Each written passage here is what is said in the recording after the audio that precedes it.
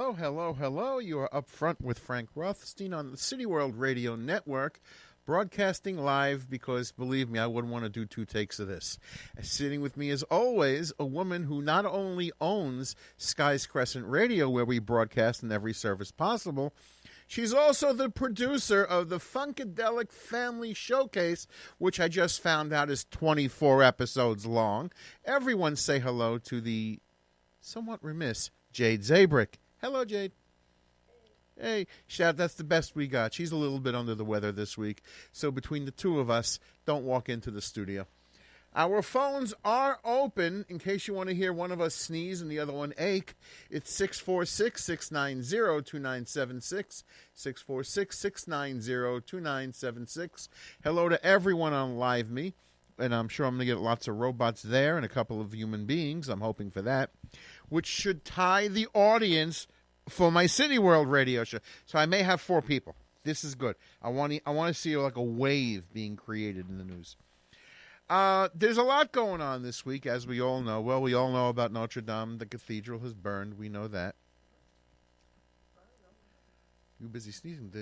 In Paris, Notre Dame. It didn't exactly collapse, but the thing is 900 years old. It's all timber inside. And something happened. We're not quite sure what. They think an accident. And pretty much it's hollowed now. There's all that, not hallowed, hollowed. Because they saved a lot of artwork and everything inside was timber. Plus the way the air funnels in with all the stone, it kept getting fed. So. I've been there, and when I took pictures, there was lots of ghosts. Do you have any ghosts in those photographs? Yes. I want to see one. Okay, I have to really look because they're on my old computer, but I'll find it for you. I want to find ghosts. I want to see this. Okay. You heard it here, people. She not only has the flu, she also needs some help. Okay. You know what? What? About, right? Ghosts? Yeah, I know what a ghost is. Casper. No. Oh, it's not as friendly. You see people in the background that no one can see live. You see ghosts. Doors opening and closing on its own. Oh, no, like Spirits. Yeah. So it's not, you didn't see Patrick Swayze. I'm just checking. Well, okay, you're going to show me proof of this either next week, or I know you're going to, maybe at 3 in the morning and send me an email. Oh, there's my first story of the night. Jade's having a breakdown. Okay, look at this. I bring in nice big cups for everybody, and the station has dental cups. You know, those little blue cups in the dentist's office. All right, speaking of medical areas, every now and then I do have to mention the president. Sort of do. And I've noticed something. This is from April 11th, because remember, things happen during the week, and I'm not always here to tell you about it. And this comes out of Forbes.com. It says how a Trump proposal could reduce happy disabled people. And this starts off with a new policy proposal by the Trump administration calls for the surveillance of disabled people's social media profiles to determine the necessity of their disability benefits. The proposal, which reportedly aims to cut down on the number of fraudulent disability claims, would monitor the profiles of disabled people and flag content that shows them doing physical activities. Yeehaw. When it comes down to it, the policy dictates that disabled people shouldn't be seen living their lives for fear of losing vital financial aid and possibly medical care. All right.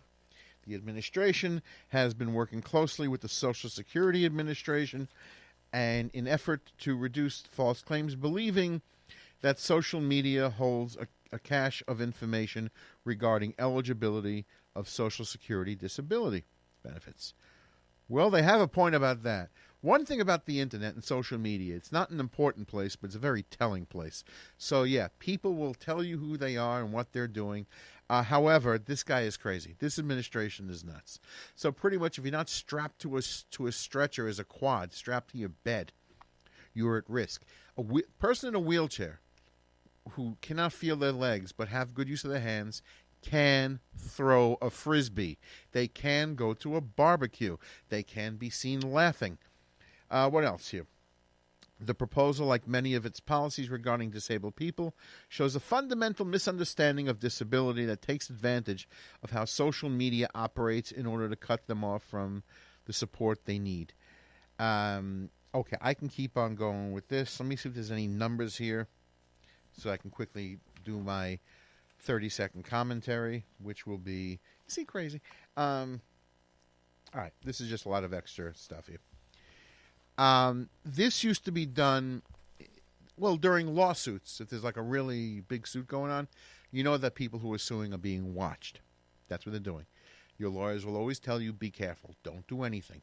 Doesn't matter if the case lasts 5 years. Don't do anything. You will lose the case. This now proposes monitoring all of your social media, Facebook, Instagram, if you have a YouTube video, whatever it is.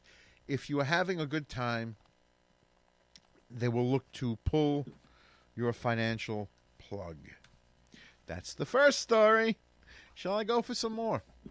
Yeah, the phone again, 646-690-2976. I know a lot of people, when they listen to me talk about this crap, that a lot of it is crap, that they figure that it's unimportant and maybe a little boring. And some of the stories I read aren't all that exciting. But for the most part, with all that's going on, I didn't hear about this article, that story in the news. May have been mentioned once. I didn't hear it. A lot of the other stories I do read, you rarely hear about. Sometimes people hear about them here and there, but they're all important. There's a very interesting world out there once you get away from the headlines. Because if I go only with the headlines, I have spent nothing but the last 6 months waiting on one report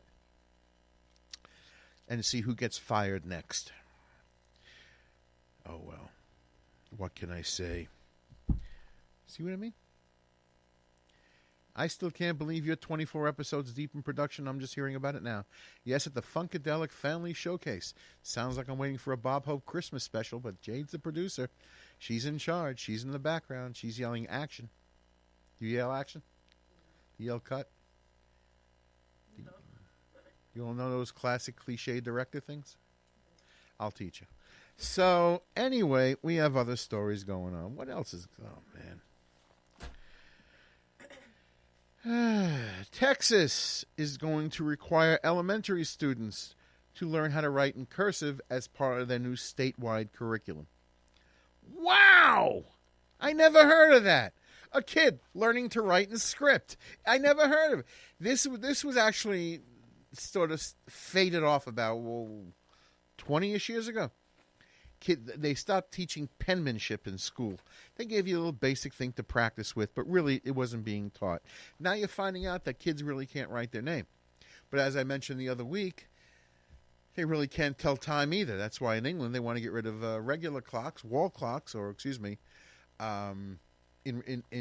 lieu of digital clocks. And because kids cannot judge the amount of time left in the test. So if like there's 17 minutes to go, they can't tell. I feel like it's easier to judge on Try bringing a junior high school kid to an old-style rotary phone and see what they do with it. Yeah, but I mean, once you're taught how. If you're taught how. Remember, everything now is on tablets and on computers and on cell phones. They don't have. I mean, there is an option. I can put an analog clock on my screen, but it's there. It just says it's 9/11. So anyway, yes, let me read a few sentences here before I actually have to learn how to read. Texas elementary students in all state school districts will be required to learn how to write in cursive beginning in the 2019 to 20 school year. This was originally put out by Associated Press. Texas will reintroduce cursive writing to the state curriculum for elementary students beginning in that's repetitive in the story. Okay. Second graders will learn how to write cursive letters, and third graders will be expected to write complete words. Cat. That's a complete word. And this is what's going on. This is what has been allowed to happen in this country's educational system. I am not sure how the rest of the states handle it. I learned how to write. I didn't die from it. I need a song. 2 stories in, and I need a song. Who did I pull up here? Let's see it. Which one did I pull up here? Okay, there. She's got them all. In that case, way back when, the Temptations, Paul Williams, they came out with a song called Don't Look Back. But then in 1978, Peter Tosh did it, and he brought along Mick Jagger, and it became a reggae song. So here's Peter and Mick, and this is Don't Look Back.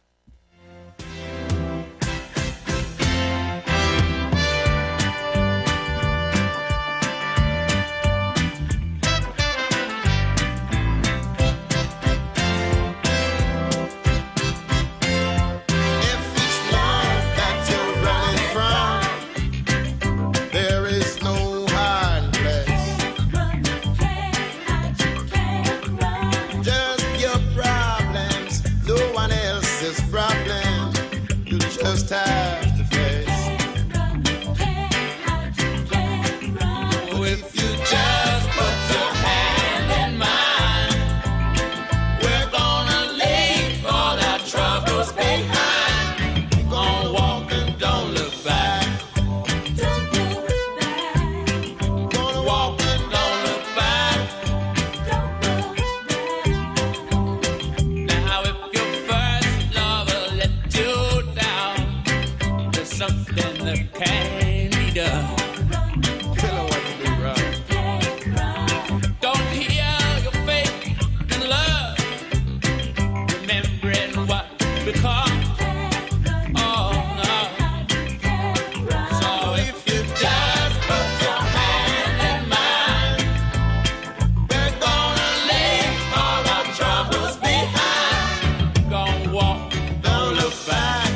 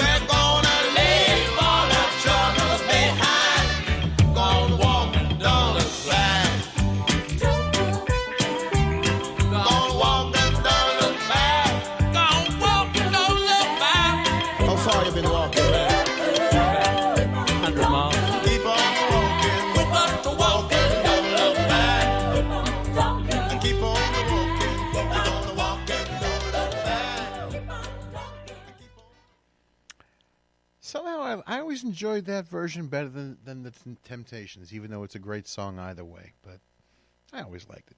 But that's just me. That's just me.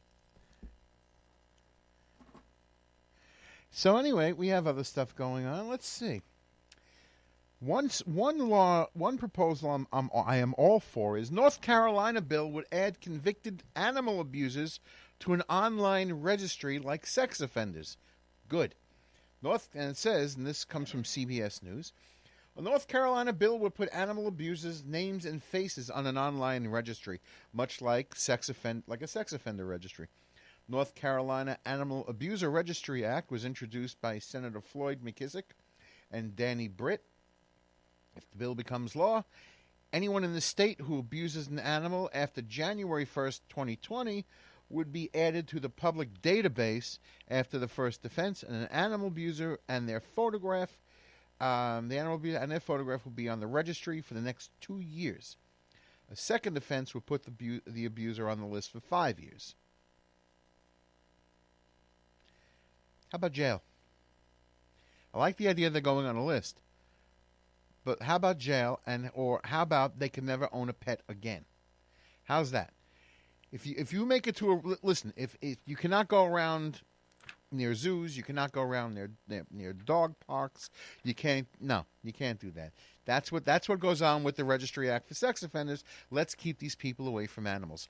You know these people. You've seen, if they're not training their dogs how to fight or chickens how to fight, when you see a big storm somewhere like there's a massive flood, it's that lowlife who chained their dog to a tree and then left. These are the people, the ones who leave their dogs on the roads, the one who hits and beats their dogs and cats, and let's just make it so they're not allowed to adopt an animal again.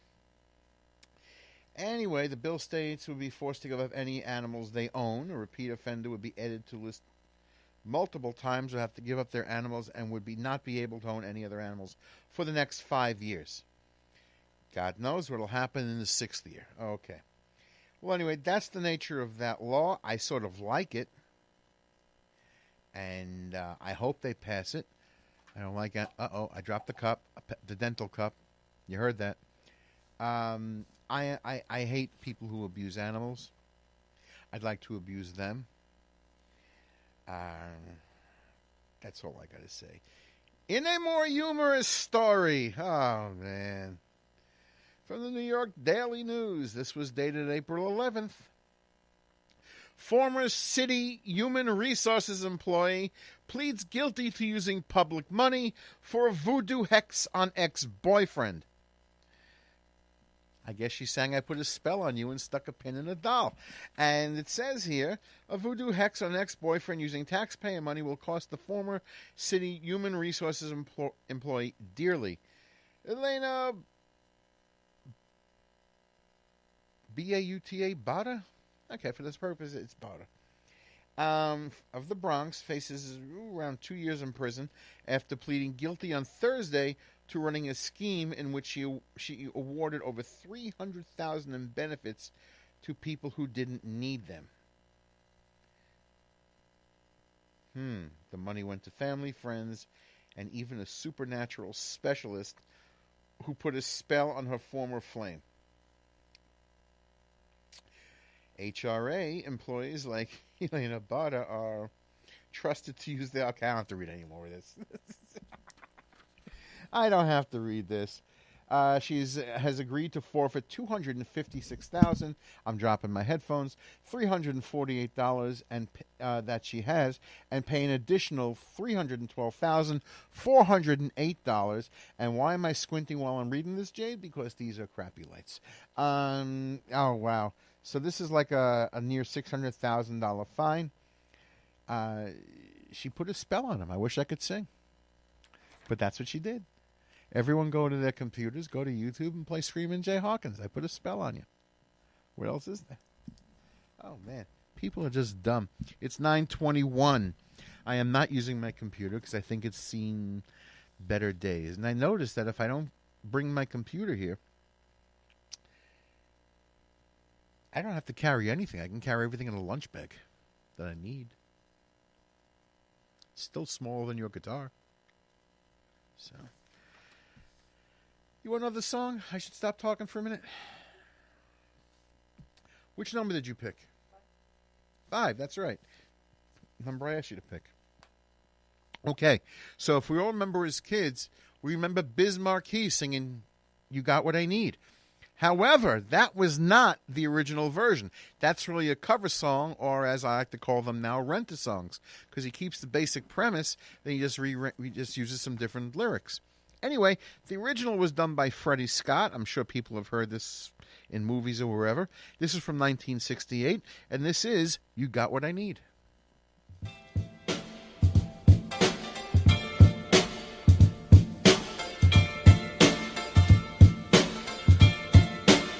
Oh, baby, you got what I need.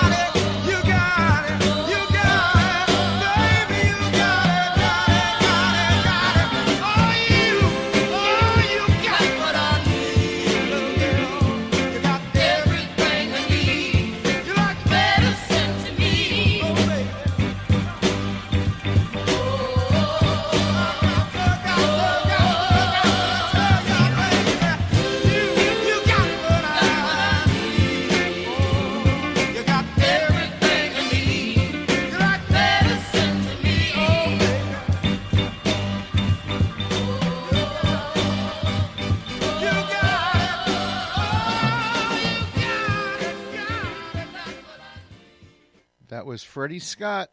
That was the original. I like that song a lot. It's pretty cool. It's nice.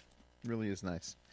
But the world is a crazy place, as by nature of these stories that I read, and as I usually, maybe some of you have heard me say before, when it comes to the presidential election season, that's when it gets interesting. Because not just because what goes on with not that the Democrats haven't got 30 people running right now. When you get to other states and the other politicians, whether it's the governor, the mayor, senator, Congress, whatever, somebody has something they want to put. And what I notice is, especially at election and during the election season, which we'll get into full charge in a few months. When they start announcing the debate schedules. One thing I notice, a lot of these states, they go after abortion. They go after women's rights, women's bodily rights. They're not taking away your vote yet, but they do want to tell you what to do with your body. And I noticed that because, well, this is April 11th over here. This is March 23rd over there. March 23rd, Mississippi governor signs abortion ban. I want to tell the Lord I fought for innocent babies. He's telling the Lord. And here it is. Governor Phil Bryant signed the heartbeat bill that will make abortion illegal in the state after fetal heartbeat is detected. Yeehaw. Okay, so you get the idea of that. April 11th, Ohio fetal heartbeat abortion ban signed into law. From Columbus, Ohio, CBS News. A bill imposing one of the most stringent abortion restrictions in the nation was signed into law in Ohio. And that is by Republican Governor Mike DeWine. He signed the heartbeat bill Thursday, breaking with his predecessor, Republican John Kasich. We all know John. And who vetoed the bill twice. Ohio's closely divided politics has showed the progress of the bill has caught momentum elsewhere, forcing years of debate. All right. We all know what's going on. I'm sure if I start searching other states, I'll find some similar stuff, one way or another. This is what happens every time election season comes on. If you remember 2 years ago, I was starting to read a lot of these things. There's tons of them. There really is. I'm not quite sure why this is the only thing they go after. You're trying to buy some votes. I cannot believe that every 4 years, every 2 years actually, this becomes the issue. But okay.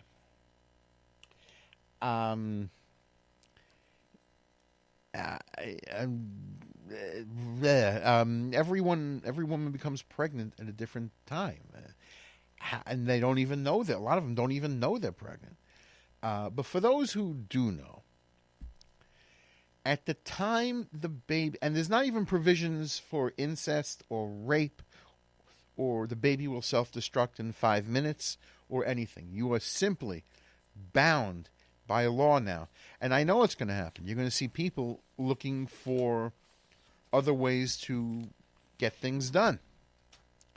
They won't be in major hospitals where things are safe and they can get help if they need it. They'll find places. And that is why I don't care how you believe, either way, it doesn't matter. You have to leave it in place just in case. You don't know what the deal is. Your personal beliefs are yours. But don't expect everyone to live your way. And that's all I got to say. Next story. They're just getting dumber by the day around here. A man sues his parents for getting rid of his vast porn collection. That's from NBC.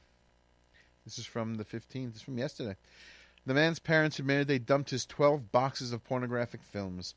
An Indiana man is suing his parents for getting rid of his vast pornography collection, which he estimates is worth about $29,000. Because when he bought them, they were all more expensive than they are now, and there was no downloads. The 40-year-old man filed a lawsuit last week in a federal court in Michigan, where he moved where he moved in with his parents in 2016 following a divorce. 40 years old, living with his parents. Couple of years. Okay. He says that when he moved out 10 months later, all right, they delivered things to his new... Oh, I stand corrected. He only lived there 10 months. He says when he moved out 10 months later, they delivered his things to his new home in Muncie, Indiana, but that 12 boxes of his porn and magazines were missing. Huh? Well, let's see. Well, he's about to tell me. His parents admit they dumped more than 400 VHS tapes and over 1,600 DVDs, which included titles such as Frisky Business and Big Bad Grannies. I know these titles. Holy crap. The man filed a complaint with police, but Ottawa County prosecutors declined to press charges. The lawsuit includes an email excerpt from the man's father, which said, "I did you a big favor by getting rid of all this stuff." Oh, man. The man is seeking triple financial damages of roughly $87,000. There you go. Okay. One more story, then a couple of more songs. This will be a good segue to my next song. From the Tech Times and a few other outlets out there. April 12th, Chinese experiment creates super monkeys with human brain genes. Chinese scientists have put genes of human brains into transgenic rhesus monkeys to make them smarter. A new study reveals that the details of the experiment conducted by biochemists from the Cumming Institute of Zoology in China, which added a human gene responsible for brain growth to the genome of monkeys. Why am I picturing Planet of the Apes and Cornelius? Why? This is what I'm picturing. One day they'll just attack. Cornelius is going to talk to me, and then maybe I'll be his only friend. Using gene editing techniques, the researchers added a human gene called microcephalin, or MCPH1, to the genome of several rhesus monkeys to learn more about their brain development and brain evolution. They're messing with nature, people. They're messing with stuff. I could see it now. One day, War of the Planet of the Apes. Dr. Zero will be there. Cornelius. That's the way it goes. And that's why I want this next song played. You got number 3? Because I'm going back to 1956, and this is Chuck Berry. Too Much Monkey Business. I couldn't help it. Hey, King, how are you?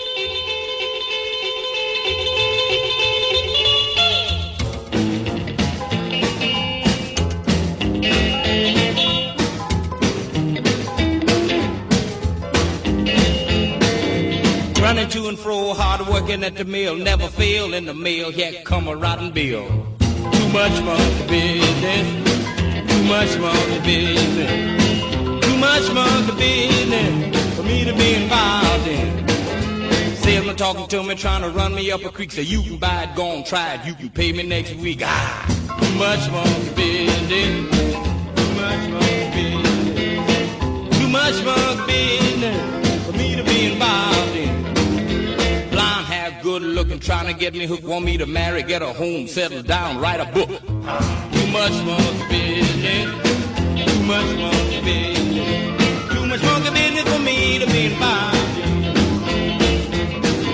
Same thing every day, getting up, going to school, no need of me complaining, my objections overruled. Too much monkey business, too much monkey business, too much monkey business for me to be involved in.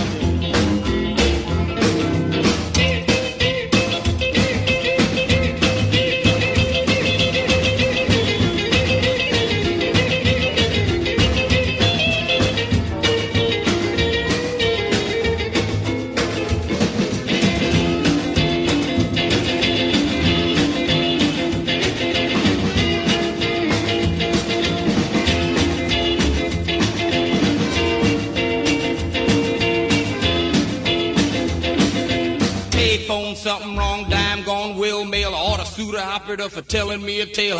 Too much monkey business. Too much monkey business. Too much monkey business for me to be involved in. Been to Yokohama, been fighting in the war. Army bunk, army child, army crew, army car. Ha. Too much monkey business. Too much monkey business. Too much monkey business for me to be involved in. Working in the filling station, too many tasks. Wipe the windows, check the tires, check the oil, $1 gas. Ha. Too much monkey business. Too much monkey business. I don't want your botheration. Get away, leave me be.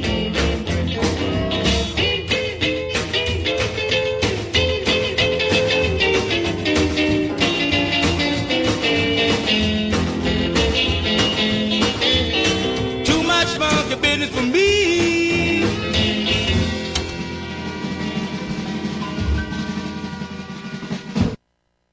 Gotta love Chuck Berry. He's influenced more musicians than anyone else.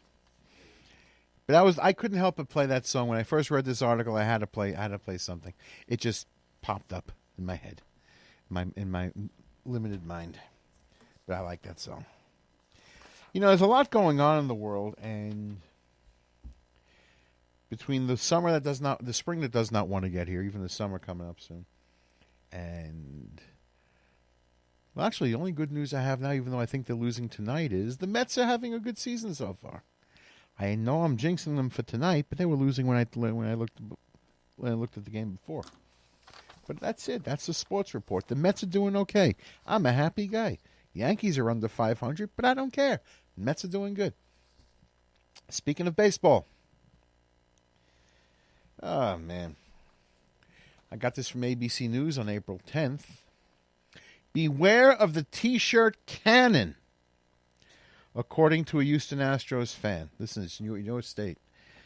Jennifer Hardy, with you in the middle, a Montgomery County, Texas resident. You know what that is? Okay.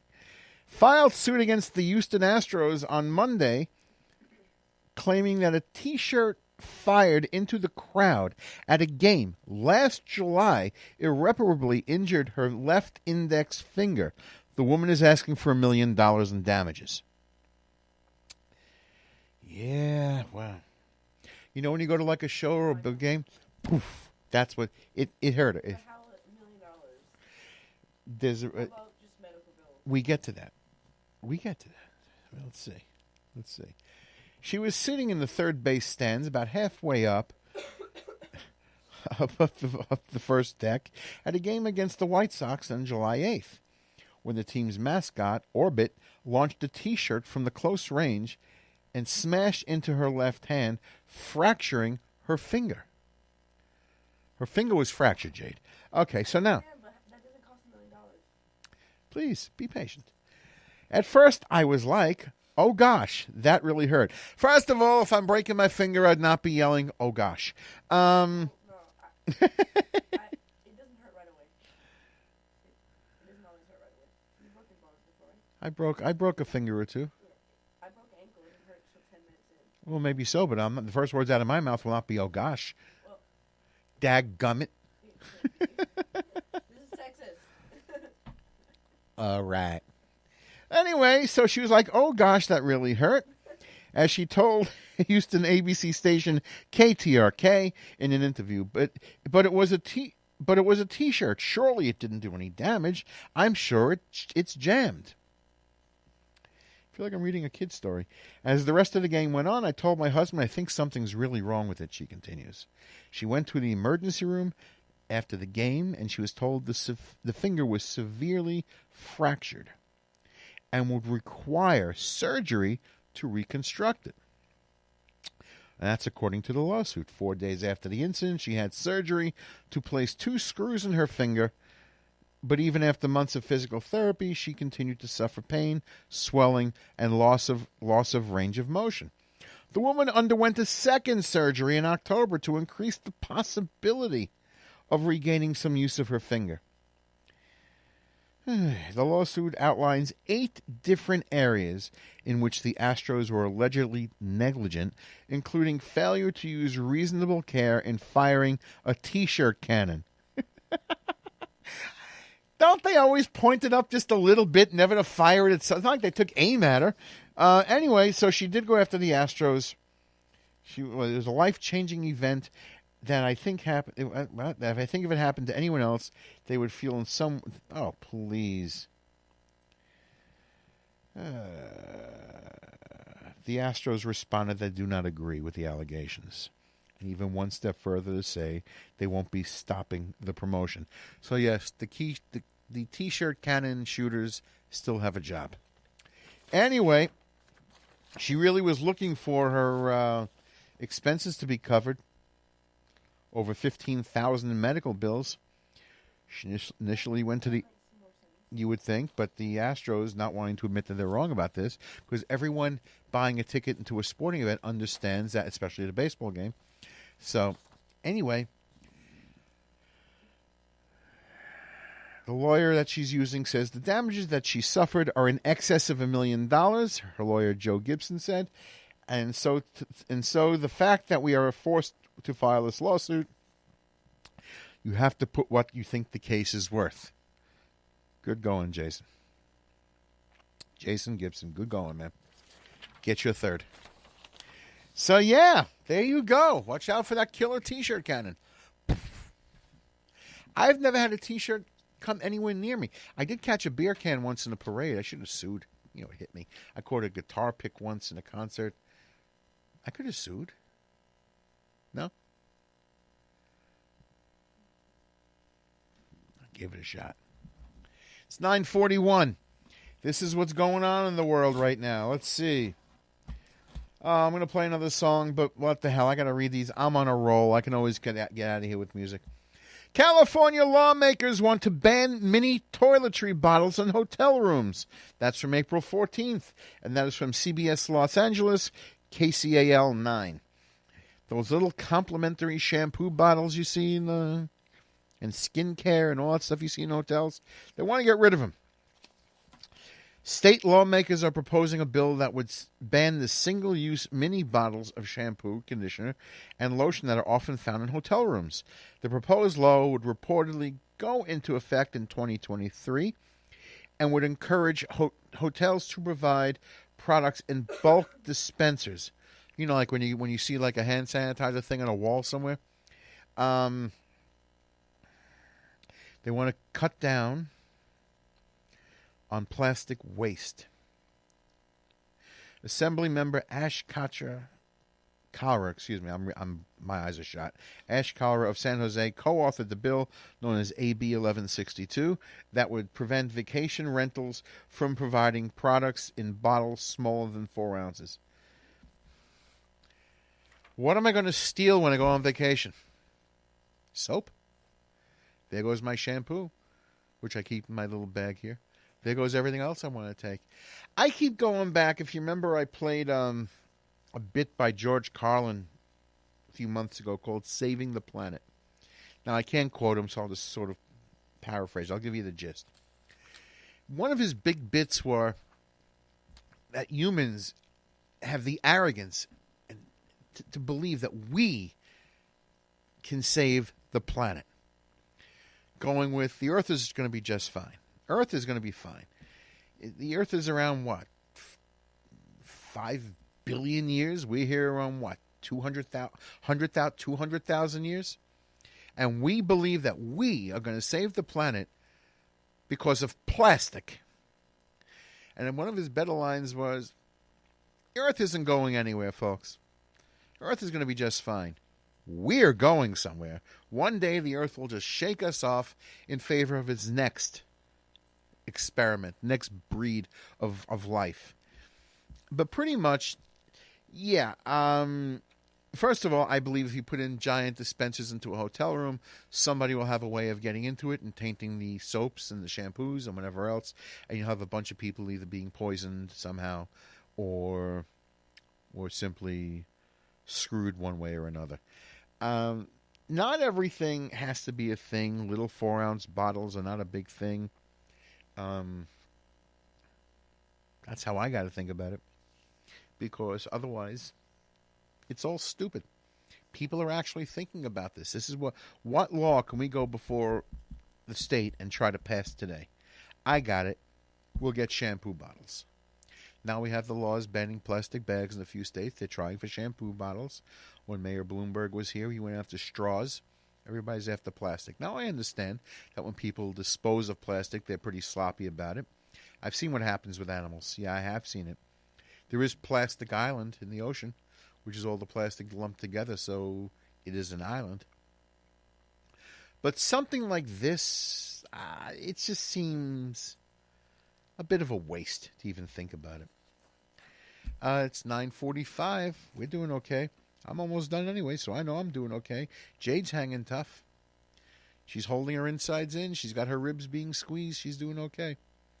Let's see. So I'm looking at, which station is this? Doesn't matter which station. I saw this story on a few of them. This is out of Laguna Beach, California. An American flag graphic on the side of a freshly painted police car is dividing a small coastal city in Southern California. Some people in Laguna Beach feel the flag is too aggressive, while others are astonished that anyone would object to the American flag. What happened is the police force there, I guess, got some new cars or new trucks. Looks like Fords, and on the side they painted, they used the fonts, and they have Laguna Beach Police. In the word police, all the letters, starting where you'd normally see the stars, all the way down to the stripes, from P where the stars are, going across the word, you see the American flag. It's not an entire flag. It's just painted on to reflect what it really is. This is becoming an issue. The truck is black, the door is white, the police letters are there, it covers both doors, and this is becoming an issue in California. Can't trust California. They live in fear of earthquakes every day. They don't know what their next thought will be the last. This has become too aggressive, to this, to that. I don't know. I mean, I know it's a black and white shot, but it looks like the American flag, the stars, it goes across, and so on and so on. This is becoming an issue in Laguna Beach. They don't have other things to worry about. They have this. They don't like the flag inside the police lettering. That's what I said. It took me 3 days to figure this out, to even have what to say about it. Okay. I know, but they don't want to have some people are saying like they're pushing the flag. It's American. I guess it's one of those inclusion things. I know. I would think so. I know. I hope every time they honk the horn, it goes, God bless America. I hope they do. I mean, really. But artist Carrie Woodburn said the March Council meeting that it was shocking to see the boldness of the design when the newly painted Ford Explorers rolled out. Okay, we have such an amazing community of artists here, and I thought the aesthetic didn't really represent our community. They are the police. They are the American police. Yes, what's the difference? You are not living, and yes, you're not going a few miles down living in Mexico where they have their own flag. You are living in it's California. This is it. Pick a country where you like their flag, and I'm sure their police cars have a flag somewhere hanging. So we'll get those like little dash top ones and like stick them in the car antenna. Oh man. Attorney Jennifer Walsh Zeta said she found the police cars exceptional and questioned the loyalty of anyone who objected to the American flag. Yeah, this is just a stupid story. People have nothing to do with themselves. People really... Laguna Beach is 23,000 people in 55 miles, 88 kilometers in South... Okay, that's where it is. South Los Angeles. Isn't it good enough you got a good life? You're living in Laguna Beach. Things are okay. What the hell are you worried about? They are just idiots down there. Oh, man. Pick one of the songs you'd like to close out with. I really don't care which one because there's no theme going on with this. I'm just reading all the bullshit going on in the world. Anyone on my live feed can hear me doing the same thing. Reading all the bullshit going on in the world. That's bullshit. It's actually not a bad-looking truck. So, I mean, it's a Ford. It's what it is. I think it looks okay. Colors give a little punch, the black. Yeah. Yeah. Like, this is Some towns, Jade's right. Some towns that they want to use tanks. You have abusive police every now and then. Not everyone, but every now and then you find one. You have all kinds of crime going on. The citizens of the town. Look at Chicago. Well, again, historically, look at Chicago. There may be another earthquake where it solves the whole problem of California. So buy your beachfront property in Nevada now. But I mean, I think it has punch. I think it looks okay. But that's just me. What is it? 9:50. Which one? Okay. Who's that? Okay. Well, I'll get that in a couple of minutes. Because I gotta fill 2 more minutes. I may just use it to scratch my head. So I will see. I've been a little under the weather for the last couple of weeks. Jade's sitting over here like sucking down halls, like 12 at a time, and I think we're both going to go be sleeping it off in different directions. I'm going to go with the cheap Chinese food and whiskey route. Jade, what are you going? What's your route of success for recovering?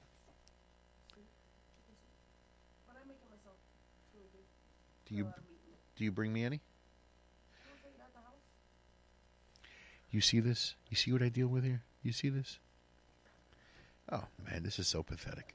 I'm not loved. I am not loved. This is why I play music and I leave here. I get out of here in an hour. I'll be dead in an hour and a half in this place. I can see it now. Oh, man. Okay, well, enjoy the chicken soup and feel better. Oh, by the way, tell us, do you have anything you're doing this week that you will be sneezing your way through? Yes. Besides producing your 25th show, which you do not tell me about. 25th show. Well, the 25th show is actually this Friday with our guest, Jam Young. I just confirmed it. Oh, hold up. She's about to drop the keypad. Lost my headphones. Zzz. On Thursday, I'm going to be performing at Baruch College. I'm going to be singing singer-songwriter, the song I wrote for their recital. And in about 2 or 3 weeks, that same song, I wrote the arrangement for it for a string quartet, and it will be played by the Alexander something string quartet. Wow, that's cool. That's very cool. Is Yeah. that a first of trying that? Yep. Yeah, I'm going to videotape it, put it on YouTube. It's going to be really exciting. Can you tell us which song you rearranged? The same song, singer-songwriter. That's So- what it's called. Okay. Oh, yeah, that's the name of the song. Look at the information you people get, as I do when I talk to her all the time on through. So when she has my phone number and can tell me anything. All right. I don't talk to anybody. Yeah, I know. She's ghosting everybody. I say aloof. I ghost the world. She's ghosting the world. Oh, man. Okay, Casper. I'm going to get out of here. It's that time. So I'm going to leave you with a song. This is from Dion of Dion and the Belmonts. He came out with an album a while back in 2000 called Deja Nu, which I thought was a really good album. In it, he covered a Bruce Springsteen song from 1992, but he did it as a doo-wop, or as an acapella, which even Bruce Springsteen had to congratulate him on that one, because who would have thought of this? Anyway, I'm leaving you with Dion DiMucci, and this is If I Should Fall Behind. Have a good night, everybody. Feel good.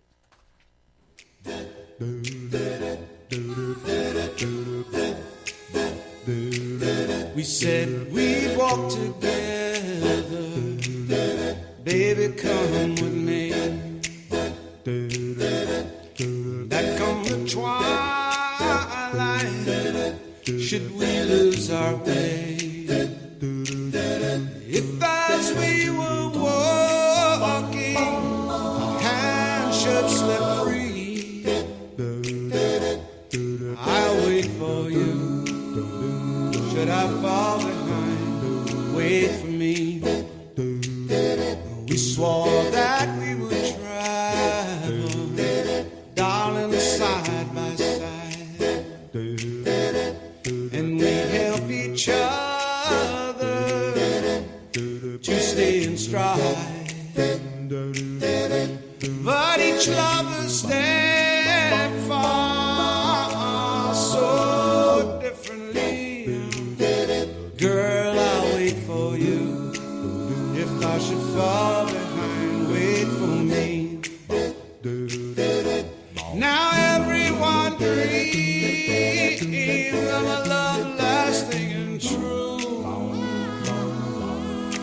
you